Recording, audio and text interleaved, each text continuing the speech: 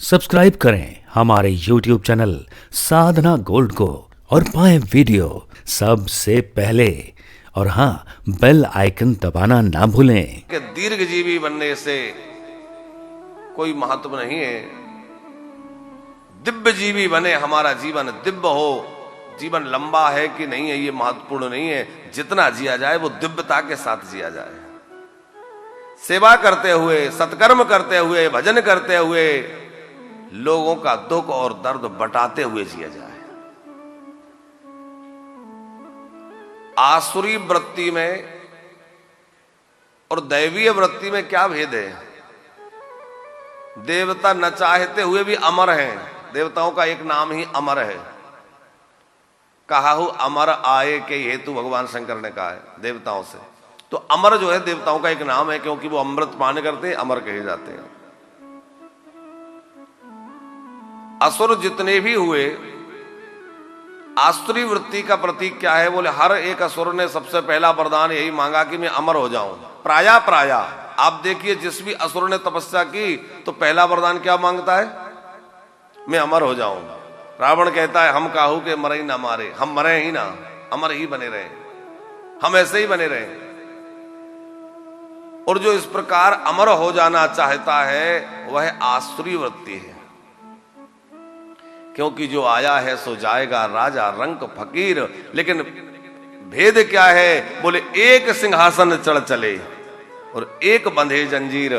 कोई विमान में बैठकर जाता है, किसी को लेने के लिए विमान आता है और बड़े आनंद के साथ, सम्मान के साथ विमान में बैठकर जाता है, और कोई यमराज के दूतों के द्वारा बंधन में बांधकर खींच कर ले जाया जाता है, पीटते हुए ले जाया जाता है। जीवन चाहे जितना बड़ा हो, लेकिन उसमें ऐसे सत्कर्म, ऐसा कर्म कर लिया जाए कि जब हम यहां से जाएं तो हमें जंजीर में बंधे होकर जाना ना पड़े, बल्कि सिंहासन पर बैठकर बड़े आनंद के साथ जाएं। और जब हम यहां से जाएं तो लोग कहें कि वास्तव में कोई था। शुक्ला जी, कबीर दास बाबा ने लिखा है कि जब हमारा जन्म होता है तो हम रोते हैं। किसी का भी जन्म हुआ तो जन्म के समय बालक रोता है। कबीर दास जी ने इस बात पर बड़ा गहन चिंतन करते हुए लिखा है, बड़ा प्रसिद्ध दोहा है, कबीरा जब हम पैदा हुए जग हंसे हम रोए। लोग प्रसन्न हो गए, भाई बालक ने जन्म ले लिया, बेटी ने जन्म ले लिया, और हम रोते हुए आए। जग हंसे हम रोए, लेकिन ऐसी करनी कर चलो कि हम हंसे और जग रोए, याद करके जग रोए कि भैया कोई था चला गया, और हम प्रसन्न होते हुए जाएं कि हमने कुछ गलत नहीं किया, हमें प्रभु ने जिसलिए भेजा था वही किया, हमने कुछ सत्कर्म किए, कुछ अच्छे कर्म किए।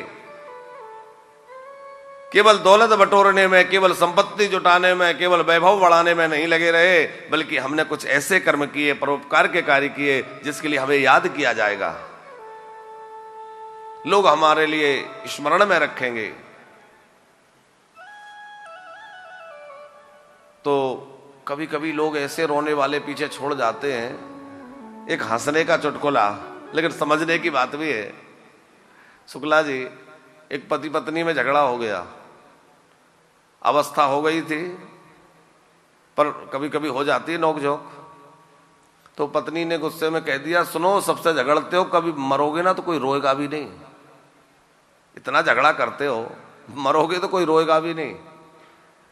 पति बोला कि रहने दे, तू मत रोना, मेरे रोने वाले बहुत हैं। अरे बोले कौन रोएगा, हमें भी तो पता चले। बोले सबसे पहले तो वो किराने वाला रोएगा, 6 महीने का उधार है, दूध वाला रोएगा। तो भैया अपने पीछे ऐसे रोने वाले छोड़कर नहीं जाना है कि नाम पर रोए कि भैया ले गया खा के चला गया। ऐसे रोने वाले छोड़ना है जो याद करके रोए।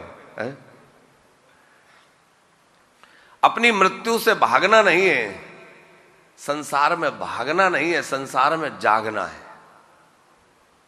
अर्जुन महाभारत का युद्ध मैदान छोड़कर भाग रहे थे। मैं युद्ध नहीं करूंगा, सामने सब मेरे रिश्तेदार सामने खड़े हैं, मेरे बंधु बांधव सामने खड़े हैं, मैं इनसे युद्ध नहीं करूंगा, गुरुजन खड़े हैं। श्री कृष्ण ने भागते हुए अर्जुन को जगाया है, भागो मत जागो। कैसे जगाया? गीता गा करके जगाया है, जगा दिया। जाग जाओ, भागो मत।